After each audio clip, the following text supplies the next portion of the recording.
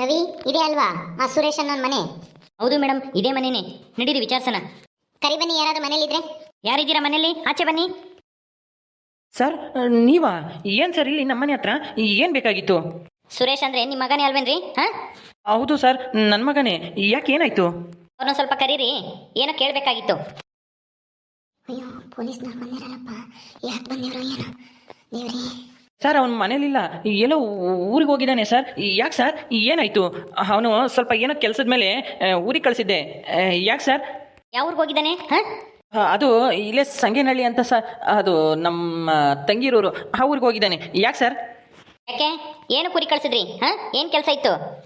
ಅದು ಏನಿಲ್ಲ ಸರ್, ಸ್ವಲ್ಪ ದುಡ್ಡು ಇಸ್ಕೊಂಬರ್ಬೇಕಾಗಿತ್ತು. ಹಾಗಾಗಿ ದುಡ್ಡು ಇಸ್ಕೊಬರಕ್ಕೆ ಕಳಿಸಿದ್ದೆ. ಯಾಕೆ ಸರ್? ಅವನ್ನ ಸ್ವಲ್ಪ ವಿಚಾರಣೆ ಮಾಡಬೇಕಾಗಿತ್ತು. ಶಿಲ್ಪ ಅನ್ನೋ ಹುಡುಗಿ ಕಾಣಿಸ್ತಾ ಇಲ್ಲ 3 ದಿವಸದಿಂದನ. ಹಂಗಾಗಿ ನಿಮ್ಮ ಮೇಲೆ ಅನುಮಾನ ಬಂದಿದೆ. ಅವ್ರ ಮನೆಯವರು ನಿಮ್ಮ ಮೇಲೆ ಅನುಮಾನ ಪಟ್ಟಿದ್ದಾರೆ. ಹಂಗಾಗಿ ಅವ್ರನ್ನ ವಿಚಾರಣೆ ಮಾಡಬೇಕಾಗಿತ್ತು. ಎಲ್ಲಮ್ಮ ನಿಮ್ಮ ಮಗ? ಇಲ್ಲ ಸರ್, ಅವನು ಊರಿಗೆ ಹೋಗಿದ್ದಾನೆ ಸರ್. ಅವನಿಲ್ಲ, ನಮ್ಮ ಮನೆಯವ್ರು ಹೇಳಿದ್ರಲ್ಲ. ಮತ್ತೆ ನನಗೆ ಕೇಳ್ತಿರಲ್ಲ ಸರ್. ಹೇಳಿದಕ್ಕಷ್ಟೇ ಉತ್ತರ ಕೊಡ್ಬೇಕು. ನಾವ್ ಯಾರನ್ನಾದ್ರೂ ಕೇಳ್ತೀವಿ. ಸರಿಯಾಗಿ ಉತ್ತರ ಕೊಡಿ. ಎಲ್ಬೋದ ನಿಮ್ಮ ಮಗ? ಅಯ್ಯೋ ಮೇಡಮ್ ಅವರೇ, ಊರಿಗೆ ಹೋಗಿದ್ದಾನೆ ಅಂತ ಹೇಳ್ತಾ ಇದ್ದೀನಲ್ಲ, ಮತ್ತೆ ಯಾಕೆ ಹಂಗೆ ಗದರ್ತಾ ಇದ್ದೀರಲ್ಲ? ಸ್ವಲ್ಪ ನಿಧಾನ ಕೇಳಿ, ನಮ್ಗೆ ಭಯವಾದಂಗೆ ಆಗುತ್ತೆ ನೀವು ಈ ಥರ ಎಲ್ಲ ಕೇಳಿದ್ರೆ. ನಾವು ಹೆಂಗಾದ್ರೂ ಕೇಳ್ತೀವಿ, ನೀವು ಸರಿಯಾಗಿ ಉತ್ತರ ಕೊಡೋದು ಕೇಳ್ಕೊಳ್ಳಿ. ರವಿ, ಒಂದ್ಸಾರಿ ಮನೆ ಎಲ್ಲನ ಚೆಕ್ ಮಾಡಿ ಹೋಗಿ. ಇಲ್ಲ ಸರ್, ಬೇಡ ಸರ್, ಮನೆ ಒಳಗಿಲ್ಲ. ನಮ್ಮ ಮಗ ಮನೆ ಒಳಗಿಲ್ಲ ಸರ್. ಊರಿಗೆ ಹೋಗಿದ್ದಾನೆ ಅಂತ ಹೇಳಿದ್ರೆ ನೀವೇನ್ ಸರ್ ಮನೆ ಒಳಗೆಲ್ಲ ಹೋಗಿ ಚೆಕ್ ಮಾಡ್ತೀನಿ ಅಂತ ಹೇಳ್ತಾ ಇದೀರಲ್ಲ? ಮೇಡಮ್ ಅವ್ರೆ, ಏನಿದು ಅನ್ಯಾಯ? ನಮ್ಮ ಮಗ ಮನೇಲಿಲ್ಲ ಅಂತಂದ್ರೆ ಮನೆಯೆಲ್ಲ ಚೆಕ್ ಮಾಡಕ್ ಹೇಳ್ತಾ ಇದೀರಲ್ಲ. ನೋಡಿ, ನಮ್ಗೆ ಅನುಮಾನ ಬಂದ್ಮೇಲೆ ಮನೇನು ಸರ್ಚ್ ಮಾಡ್ತೀವಿ, ಹೊಲದಲ್ಲೂ ನೋಡ್ತೀವಿ ಹೋಗಿ. ಅದಕ್ಕೆಲ್ಲ ಅಡ್ಡಿ ಪಡಿಸಿದ್ರೆ ನಿಮ್ಮನ್ನೇ ಒಳಗಾಗ್ಬೇಕಾಗುತ್ತೆ. ಹುಷಾರು. ಸುಮ್ಮನೆ ಇರ್ರಿ. ರವಿ, ಹೋಗಿ ಸರ್ಚ್ ಮಾಡಿ. Okay madam. ಅಯ್ಯೋ ಬೇಡ ಸರ್, ಮನೆ ಒಳಗೆ ಅವ್ನು ಯಾಕೆ ಇರ್ತಾನೆ ಸರ್? ನಾವು ಯಾಕೆ ಸುಳ್ಳು ಹೇಳಿ? ಅಲ್ಲ, ಆ ಹುಡುಗಿ ಯಾರು ಕಾಣಿಸ್ತಾ ಇಲ್ಲ ಅಂದರೆ ನಮ್ಮ ಮಗ ಏನು ಮಾಡ್ತಾನೆ ಸರ್? ಅವಳಿಗೂ ನಮ್ಮ ಮಗನಿಗೂ ಯಾವ ಸಂಬಂಧನೂ ಇಲ್ಲ ಸರ್. ಯಾಕೆ ಸರ್ ಈ ಥರ ಎಲ್ಲ ನಮಗೆ ಈ ತೊಂದರೆ ಕೊಡ್ತಾ ಇದ್ದೀರಾ? ಆ ಹುಡುಗಿ ಯಾರೋ ಏನೋ ಗೊತ್ತಿಲ್ಲ, ಆ ಹುಡುಗಿ ಎಲ್ಲೋ ಕಳೆದೋಗಿದ್ದಾಳೆ ಅನ್ನೋ ಮಾತ್ರಕ್ಕೆ ನಮ್ಮ ಮಗನ ಯಾಕೆ ಇದು ಮಾಡ್ತಾ ಇದ್ದೀರಾ? ನಮ್ಮ ಮಗಂದೇನು ತಪ್ಪಿಲ್ಲ ಅದರಲ್ಲಿ. ಯಾರೋ ಏನೋ ಅನುಮಾನ ಪಟ್ಟರು ಅಂತ ನೀವು ಈ ಥರ ಮಾತಾಡೋದು ಸರಿ ಇಲ್ಲ ಸರ್. ಮನೆಯೆಲ್ಲ ಚೆಕ್ ಮಾಡಕ್ಕೆ ನಾವು ಬಿಡಲ್ಲ ಸರ್. ನೀವು ಹಿಂಗೆಲ್ಲ ಮಾಡಂಗಿಲ್ಲ. ನೋಡಿ ಇವ್ರೆ ಯಜಮಾನ್ರೆ, ನೀವು ಈ ತರ ಏನಾದ್ರೂ ತೊಂದರೆ ಕೊಡ್ತಾ ಇರೋದ್ರಲ್ಲೇ ನಮ್ಗೆ ಅನುಮಾನ ಜಾಸ್ತಿ ಆಗ್ತಿದೆ. ಏನೋ ಮುಚ್ಚಿಡ್ತಾ ಇದ್ರ ನಿಮ್ ಮಗನ ಬಗ್ಗೆ ಅಂತನ. ಅದಕ್ಕೆ ಸ್ವಲ್ಪ ಕೋಆಪರೇಟ್ ಮಾಡಿ. ಹಿಂಗೆಲ್ಲನ ನಮ್ ಇನ್ವೆಸ್ಟಿಗೇಷನ್ಗೆ ತೊಂದರೆ ಕೊಡಬೇಡಿ. ತೊಂದರೆ ಕೊಟ್ರೆ ನಿಮ್ಗೆ ತೊಂದರೆ ಆಗುತ್ತೆ ನೋಡಿ. ಜಾಗ ಬಿಡಿ ಅವ್ರಿಗೆ ಒಳಗಡೆ ಹೋಗಕ್ಕೆ. ರವಿ, ಹೋಗಿ ಒಳಗಡೆ. Okay madam. ಯಜಮಾನ್ರೆ, ದಯವಿಟ್ಟು ಈ ಕಡೆ ಬನ್ನಿ. ನೋಡಿ, ಏನ್ ಗೊತ್ತಿದೆ ಅದನ್ನ ಇರೋ ಸತ್ಯನ ನೀವೇ ಒಪ್ಕೊಂಡ್ರೆ ನಿಮ್ಗೆ ಒಳ್ಳೇದು. ಸುಮ್ನೆ ಈ ತರ ಸತ್ಯನ ಮುಚ್ಚಿಡೋದ್ರಿಂದ ನಿಮ್ಗೇನು ಬರೋದಿಲ್ಲ. ನಿಮ್ಗಿನ್ನು ಶಿಕ್ಷೆ ಜಾಸ್ತಿ ಆಗುತ್ತೆ. ನಿಮ್ಮ ಮಗನಿಗೆ ಶಿಕ್ಷೆನೂ ಜಾಸ್ತಿ ದಿನ ಆಗುತ್ತೆ. ಹೇಳಿ, ಎಲ್ಲಿ ಕಳ್ಸಿದಿರಾ ನಿಮ್ಮ ಮಗನ್ನ? ಅವನಿಗೂ ಅವಳಿಗೂ ಏನ್ ಸಂಬಂಧ? ಗೊತ್ತಿಲ್ಲ ಅಂತ ಹೇಳ್ತಾ ಇದೀವಲ್ಲ ಮೇಡಮ್ ಅವರೇ, ಮತ್ತೆ ಮತ್ತೆ ಅದನ್ನೇ ಕೇಳ್ತಾ ಇದೀರಲ್ಲ. ನಮ್ಗೇನು ಗೊತ್ತಿಲ್ಲ. ನೀವು ದಯವಿಟ್ಟು ನಮ್ಮನ್ನೇನು ಮಾಡಬೇಡಿ. ನಿಮ್ಮನ್ನೇನು ಮಾಡಲ್ಲ. ನೀವು ಇರೋ ಸತ್ಯನ ಹೇಳ್ಬಿಡಿ. ನಿಮ್ಮ ಮಗ ಎಂತವನು ಅಂತಾನ ಇಲ್ಲಿ ನಾವು ವಿಚಾರಿಸಿದ್ವಿ ಊರಲ್ಲಿ. ಅವನಿಗೆ ಸ್ವಲ್ಪ ಹುಡುಗಿ ಶೋಕಿ ಇದೆ ಅಂತಾನು ಗೊತ್ತು. ಆ ಶಿಲ್ಪ ಅನ್ನೋ ಹುಡುಗಿಯಿಂದನ ನಿಮ್ಮ ಮಗನ ಮದ್ವೆ ನಿಂತೋಗಿದೆ ಅಂತಾನು ಗೊತ್ತಾಯ್ತು. ಅದಕ್ಕೇನೆ ಬಂದಿರೋದು. ಯಾವುದೇ ರೀತಿ ಸಂಬಂಧ ಇಲ್ಲ ಅಂದ್ಮೇಲೆ ನಾವು ವಿಚಾರಣೆ ಮಾಡಕ್ಕೆ ಹೋಗಲ್ಲ.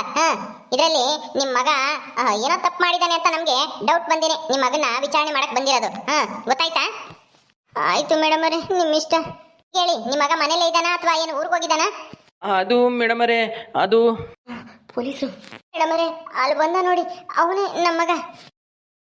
ನಿಂತ್ಕೊಳ್ಳೋ. ಏನೋ ತಪ್ಪಿಸ್ಕೊಂಡು ಹೋಗಕ್ ನೋಡ್ತಾ ಇದ್ಯಾ? ನೀನೆಲ್ಲ ತಪ್ಪಿಸ್ಕೊಂಡು ಹೋಗಕ್ ಸಾಧ್ಯನೇ ಇಲ್ಲ. ಅದು ನಮ್ಮ ಕಣ್ಣಿಗೆ ಬಿದ್ದ ಮೇಲೆ ನಾವು ಬಿಡೋ ಮಾತೇ ಇಲ್ಲ. ನಡಿಯೋ. ಅಯ್ಯೋ ಮೇಡಮ್ ಅವರೇ, ನನ್ನ ಯಾಕೆ ಹಿಡ್ಕೊಂಬತ್ತಾ ಇದ್ದೀರಾ? ಏನಾಯ್ತು? ನನಗೆ ಪೊಲೀಸ್ ಕಂಡ್ರೆ ಸ್ವಲ್ಪ ಭಯ. ಅದಕ್ಕಾಗಿ ನಿಮ್ಮನ್ನು ನೋಡಿ ಹೋಗ್ತಿದ್ದೆ ಅಷ್ಟೇನೆ. ನಮಗೇನು, ನಾನೇನು ತಪ್ಪು ಮಾಡಿಲ್ಲ. ಬಿಡಿ, ನನ್ನ ಬಿಡಿ. ರವಿ ಅವರೇ, ಬನ್ನಿ. ಸಿಗಾಕೊಂಡ ಇವನು ಸುರೇಶ ಬಂದ. ಹೇಳೋ, ಯಾಕೋ ತಪ್ಪಿಸ್ಕೊಂಡು ಓಡಾಗ್ತಾ ಇದ್ದೆ? ನಮ್ಮನ್ನ ಕಂಡ ತಕ್ಷಣ ಆ ಶಿಲ್ಪ ಅನ್ನೋ ಹುಡುಗಿನ ಏನ್ ಮಾಡಿದೆ? ಏನ್ರಿ ಅಕ್ಕವ್ರೆ, ಅಣ್ಣವ್ರೆ, ಏನ್ ನಿಮ್ಮ ಮಗ ಯಾವ್ದೋ ಊರಿಗೆ ಹೋಗಿದ್ದಾನೆ ಅಂತ ಹೇಳ್ತಾ ಇದ್ರಿ, ಈಗೇನ್ ಹೇಳ್ತೀರಾ? ಅದು ಮೇಡಮ್ ಅವರೇ, ಆ ಶಿಲ್ಪ ಕಾಣಿಸ್ತಾ ಇಲ್ಲ ಅಂತ ಎಲ್ಲಾ ಕಡೆ ಹುಡ್ಕಾಡ್ತಿದ್ರಲ್ಲ, ನಮ್ ಸುರೇಶನ್ ಮೇಲೆ ಎಲ್ಲ ಅನುಮಾನ ಬರುತ್ತೋ ಅಂತನ ಇವನೇ ಹೇಳಿದ್ದ. ನನ್ನ ಯಾರನ್ನ ಪೊಲೀಸ್ನವ್ರು ಹುಡ್ಕೊಂಬಂದ್ರೆ ಅವನಿಲ್ಲ ಊರಲ್ಲಿಲ್ಲ ಅಂತ ಹೇಳು ಅಂತನ. ನೀವು ಹುಡ್ಕೊಂಬರಲ್ವೇನೋ ಅಂತ ಅನ್ಕೊಂಡಿದ್ವಿ, ಆದ್ರೆ ಬಂದ್ಬಿಟ್ರಿ. ಹಂಗಾಗಿ ಇವನು ಗೊತ್ತಿಲ್ಲದೆ ಬಂದ್ ಸಿಗಾಕೊಂಡಿದ್ದಾನೆ. ಅಯ್ಯೋ, ಹೌದೇನೋ? ಯಾಕೋ ನಿಮ್ಮ ಅಪ್ಪ ಅಮ್ಮನ್ಗೆ ಈ ತರ ಸುಳ್ಳು ಹೇಳ್ರಿ ಅಂತ ಹೇಳ್ಕೊಟ್ಟೆ? ನೋಡಿ ಮೇಡಮರೇ, ಅದು ಆ ಶಿಲ್ಪನ್ ಜೊತೆ ನಾನು ಇದ್ದಿದ್ದೇನೋ ನಿಜ, ಹಂಗಂತ ಹೇಳಿ ನೀವು ನನ್ನ ಮೇಲೆ ಅನುಮಾನ ಪಡಬೇಡ್ರಿ.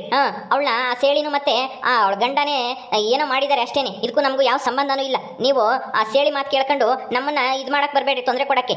ನನಗೆ ಭಯ ಇತ್ತು, ಹಂಗಾಗಿ ನಮ್ಮ ಅಪ್ಪ ಅಮ್ಮನಿಗೆ ಹೇಳಿದ್ದೆ ಅಷ್ಟೇನೆ. ಪೊಲೀಸ್ನವ್ರು ಏನಾರು ಬಂದೆ ವಿಚಾರಿಸಿದ್ರೆ ಊರಲ್ಲಿಲ್ಲ ಅಂತ ಹೇಳ್ರಿ ಅಂತನ, ನೀವು ಹಿಂಗೆ ಬರ್ತೀರಾ ಅಂತನ ನನಗೆ ಗೊತ್ತೇ ಇರಲಿಲ್ಲ ಇವತ್ತು.